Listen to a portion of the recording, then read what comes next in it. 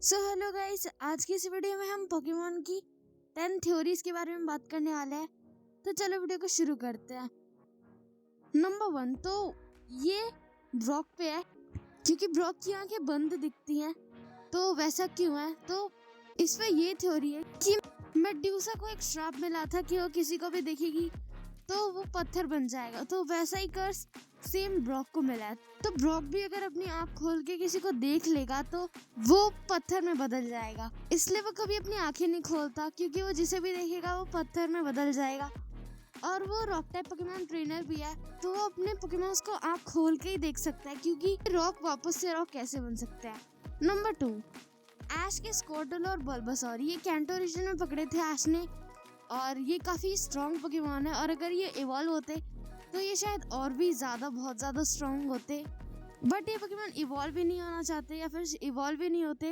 तो इस पे ये थ्योरी है कि ये लोग इवॉल्व नहीं होना चाहते क्योंकि इनके सामने ही चार्जार्ड भी इवॉल्व हुआ था चारमैंडर से, और वो इतना रैपिडली इवॉल्व हुआ था। और चार्जार्ड का बिहेवियर भी ऐश की तरफ चेंज हो गया और चार्जार्ड काफी बुरा बर्ताव करता था ऐश के साथ। तो फिर धीरे धीरे उन्हें लगने लगा कि वो भी वैसे ही बन जाएंगे अगर वो इवॉल्व हुए तो, और वो ऐसा बिल्कुल नहीं बनना चाहते थे, वो बिल्कुल भी चेंज नहीं होना चाहते थे, इसलिए वो इवॉल्व भी नहीं होना चाहते थे।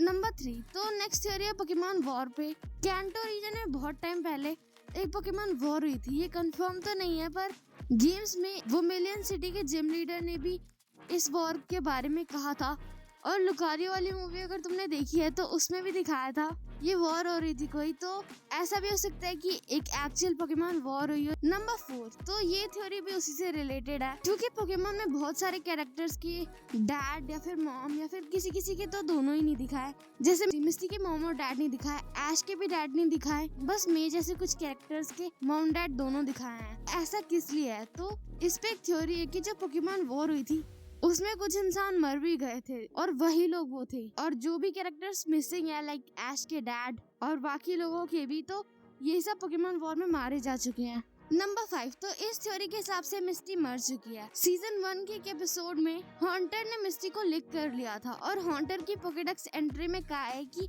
अगर वो किसी को भी लिक कर लेता है तो वो वहीं पे मर जाएगा।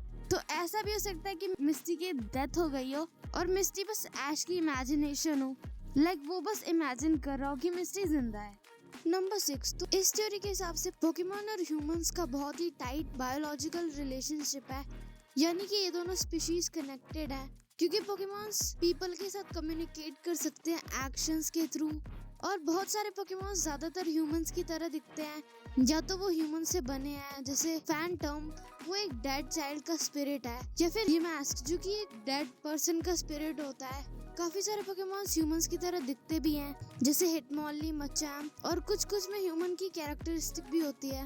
इस थ्योरी के हिसाब से पहले बस ह्यूमंस हुआ करते थे जो कि इवॉल्व हुए या फिर डी इवॉल्व होके पोकेमॉन बने थे।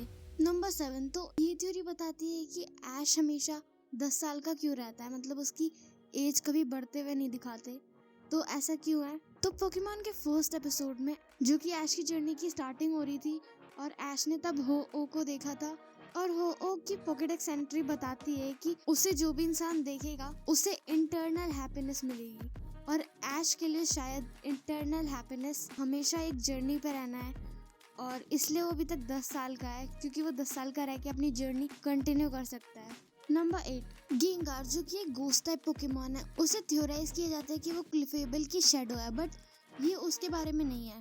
इस थ्योरी के हिसाब से गेंगार क्लिफेबल की शैडो नहीं है, बल्कि क्लिफेबल की डेथ के बाद क्लिफेबल ही गेंगार बनती है क्योंकि गेंगार घोस्ट टाइप पोकेमॉन, और घोस्ट टाइप पोकेमॉन्स का जन्म किसी की डेथ से होता है, जैसे यमास्क और भी काफी सारे पोकेमॉन से। तो हो सकता है कि क्लिफेबल की डेथ के बाद क्लिफेबल गेंगार बनती हो। नंबर 9, तो वोल्टॉप जो कि इलेक्ट्रिक टाइप पोकेमॉन है, वो बिल्कुल पोकेबॉल की तरह दिखता है। उसको देखने पे लगता है कि एक पोकेबॉल में लाइफ आ गई हो। ये ऐसा भी हो सकता है कि हॉन्टर जो कि घोस्ट टाइप पोकेमॉन है, उसके पास एक एबिलिटी है कि वो कुछ ऑब्जेक्ट्स को पोजेस कर सकता है और उनमें जान डाल सकता है। तो ऐसा भी हो सकता है कि वोल्टॉप बस एक पोकेबॉल है जिसे हॉन्टर ने पोजेस कर लिया है, क्योंकि हॉन्टर और वोल्टॉप दोनों की आईज की शेप सिमिलर है और थोड़ा बिहेवियर भी सिमिलर है। नंबर 10, तो म्यूटू एक आर्टिफिशियली क्रिएटेड पोकेमॉन है जिसको कि म्यू के डीएनए से बनाया गया था।